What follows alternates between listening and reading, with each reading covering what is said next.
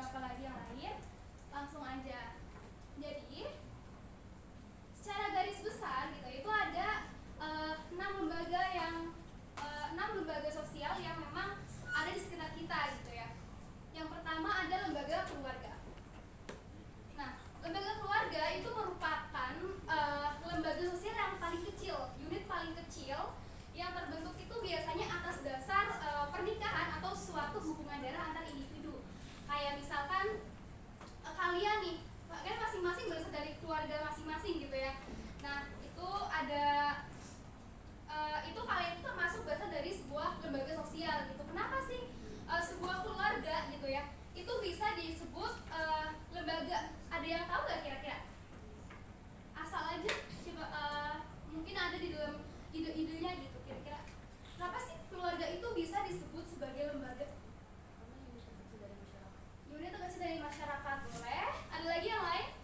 Karena di keluarga juga ada norma, jadi ada sistem norma yang berlaku.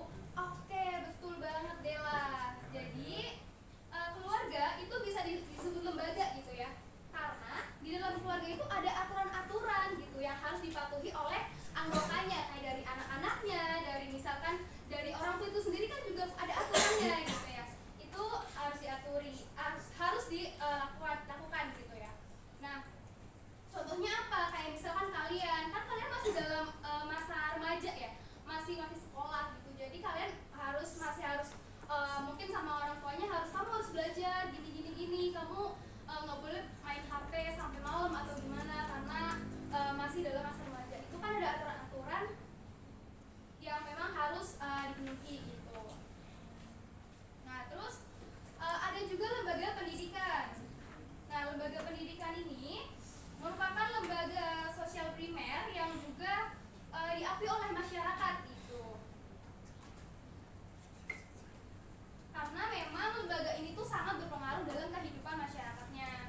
Di sini kayak lagi kita lakukan ini, sekolah ini merupakan salah satu unit gitu ya dari lembaga pendidikan itu sendiri. Walaupun sebenarnya secara garis besar gitu ya, lembaga pendidikan ini itu dibagi menjadi 3 garis besar, teman-teman. Ada anak-anak, ada lembaga pendidikan formal,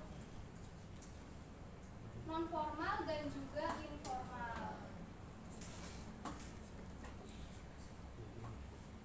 Dimana tiap lembaga ini ya, ini memiliki aturannya yang mungkin secara garis besar itu sama-sama lembaga pendidikan secara garis besar ya, tapi ketika mereka sudah terpecah menjadi 3 bagian di masing-masing itu pasti punya klasifikasinya masing-masing juga gitu ya.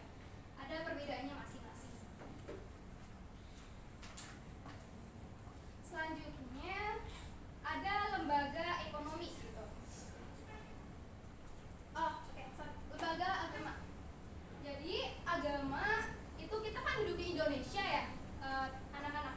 Jadi di Indonesia itu yang namanya agama itu tuh sangat-sangat kental dalam masyarakat kita, tuh masih sangat kental gitu. Jadi apalagi Indonesia itu negara yang majemuk, agamanya banyak. Di sini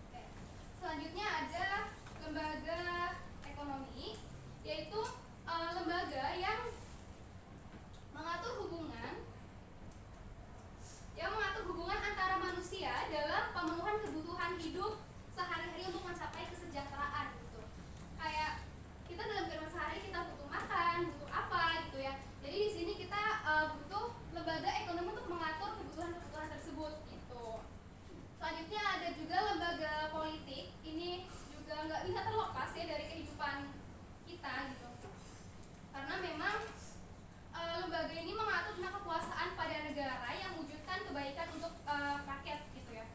Ini juga satu lembaga yang penting dan harus ada. Oke. Nah selanjutnya, lembaga-lembaga ini aku ada fungsinya nggak sih gitu ya? Menurut teman-teman, menurut kalian ada fungsinya nggak kira-kira? Ada. Ada. Oke. Memang ada ya. Jadi setiap lembaga itu pasti ada hadir di masyarakat. Itu pasti ada tujuannya gitu. Gak mungkin dia kayak ya udah ada aja gitu, kayak nggak berguna. Itu enggak, itu ada fungsinya. Nah, fungsi lembaga sosial itu merupakan ya, fungsi itu artinya peran gitu ya. Fungsi itu peran yang diharapkan dari adanya suatu lembaga sosial di masyarakat gitu.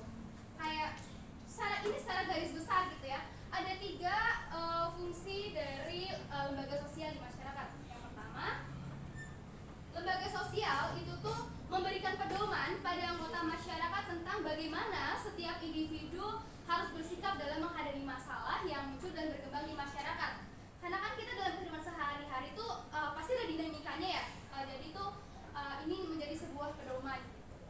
Nah selanjutnya fungsinya itu menjaga keutuhan masyarakat yang saling berhubung atau bersangkutan. Menjaga keutuhan ini secara garis besar kalau di Indonesia sendiri ya, kita kan negaranya bentuknya NKRI, Negara Kesatuan Republik Indonesia. Ini juga lembaga-lembaga ini tuh punya peranan gitu ya untuk menjaga keutuhan dari NKRI itu sendiri. Selanjutnya lembaga sosial juga memberikan arahan kepada masyarakat untuk mengadakan sistem pengendalian sosial seperti sistem pengawasan masyarakat kepada anggotanya. Ini sebagai pengendalian sosial. Nah, selanjutnya, kira-kira apa sih yang akan terjadi jika tidak ada lembaga sosial, atau ketika lembaga sosial yang ada itu nggak berfungsi dengan baik? Ada yang bisa volunteer kira-kira dalam imajinasinya mungkin ada nggak? Kira-kira gimana sih kalau masyarakat tuh nggak ada lembaga sosial? Kira-kira gimana masyarakat kita? Boleh? Tidak akan tercipta ketertiban sosial. Oke, tidak akan tercipta ketertiban sosial. Betul banget, Nopal. Tepuk tangan buat Nopal. Oke. Nah, kayak yang tadi Nopal bilang, kehancuran atau ketidakteraturan itu juga bakal terjadi ketika lembaga yang ada gitu ya, itu nggak berfungsi dengan baik gitu. Ini juga bisa tercipta sebuah ketidakteraturan. Ini contohnya.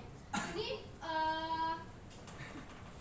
suatu masyarakat bisa sering terjadi perang, bisa sering apa, karena ada lembaga gitu, ada lembaga tapi tidak bisa mewadahi seluruh kepentingan masyarakat, tidak bisa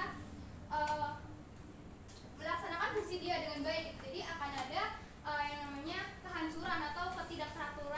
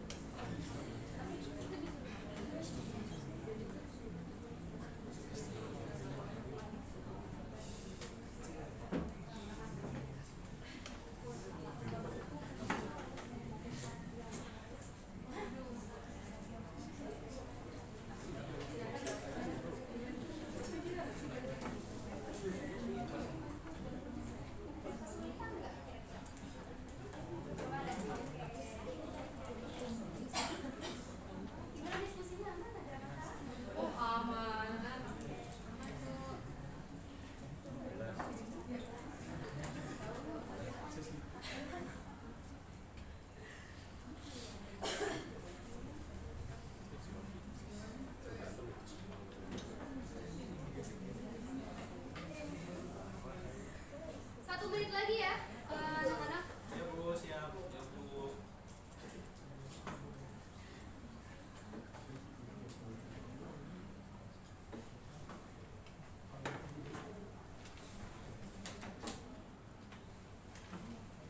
Oke, karena waktunya sudah habis, kita langsung ke sesi pemaparan ya, biar teman-teman yang lain juga tahu, karena kan tadi Perbaris itu hanya mendiskusikan satu lembaga gitu. Oke, silakan boleh dari bersama saya. Setelah berdiskusi, kami mengambil dari pengertian menurut tokoh Paul sama Chester. Ya. Lembaga pendidikan itu memiliki dua fungsi. Yang pertama ada fungsi manifest sama fungsi laten. Nah, fungsi manifest ini adalah fungsi atau manfaat yang disadari secara langsung oleh masyarakat. Misalnya persiapan mencari nafkah, pengembangan bakat, pelestarian kebudayaan, dan penanaman keterampilan berdemokrasi. Kemudian untuk fungsi latennya, sementara fungsi laten adalah fungsi atau manfaat yang tidak disadari langsung oleh masyarakat. Kayak misalnya mengurangi pengendalian orang tua, memperpanjang masa remaja, sama mempertahankan sistem kelas sosial. Oke, terima kasih, keren banget. Boleh tepuk tangan buat teman-temannya. Oke, selanjutnya boleh. Oke, setelah berdiskusi dengan kelompok saya, fungsi lembaga agama itu ada 3 Bu.